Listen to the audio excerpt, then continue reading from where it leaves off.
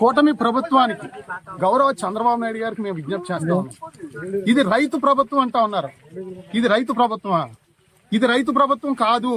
రైతు ప్రభుత్వం అయితే 2 సంవత్సరాల నుంచి ఏలేరు అడ్డంగా దారుణంగా ఇసుక తోలేసి ఎంత అవినీతి చేస్తా ఉన్నాడు ఎమ్మెల్యే నెహ్రూ గారు, నవీన్ గారు వాళ్ళ అబ్బాయి 2 సంవత్సరాల నుంచి చేస్తా ఉన్నారు ఇదే పని.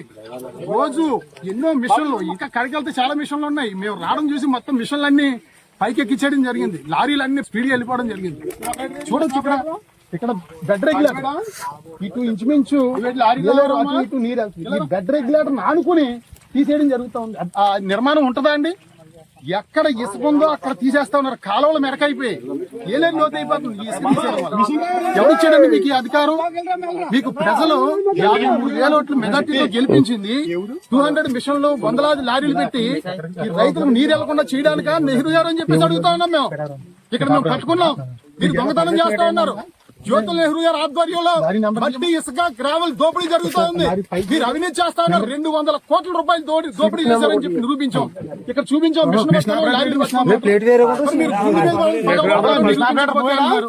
మీ గుండె మీద మీరే పగలు కొట్టుకుంటారా? మీ గుండెను మీరే పగలు కొట్టుకుంటారా నెహ్రూ గారు అని అడుగుతా ఉన్నాం.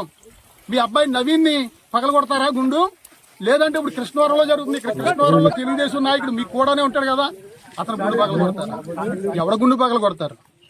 మీరు ఎవరైతే మీరు అవినీతి చేస్తా ఉన్నారో మీరు ఇప్పటికైనా బుద్ధి తెచ్చుకుని, జ్ఞానం తెచ్చుకుని ఇటువంటి తప్పుడు పనులు చేయొద్దు. రైతు నిజంగా పంట పండించడానికి ఎంత కష్టం, ఎంత బాధ.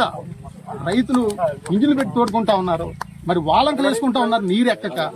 మీరే చెప్తా ఉంటారు ఎన్నో మీటింగుల్లో జ్యోతుల్ నెహ్రూ గారు. ఏలేరులో ఇసుక తీసేయడం వల్ల మెరకైపోయింది, రైతులు నీరు వెళ్ళట్లేదు అని మీరే చెప్తారు. మీరే ఇసుక తీయించేస్తున్నారు మీ ఆధ్వర్యంలో. చాలా అన్యాయం. కూటమి ప్రభుత్వాన్ని హెచ్చరిస్తా ఉన్నాం గౌరవ చంద్రబాబు నాయుడు గారిని.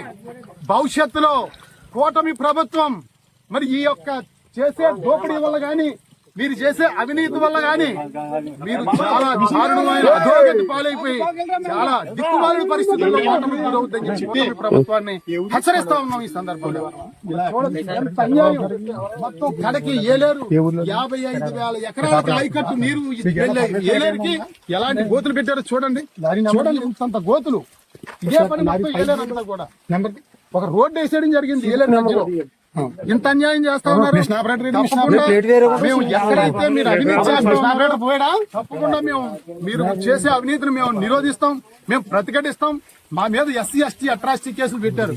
మొన్న ఎస్సీ ఎస్టీ అట్రాసిటీ కేసులు పెట్టారు. సిగ్గు లేదా అని అడుగుతా ఉన్నాం.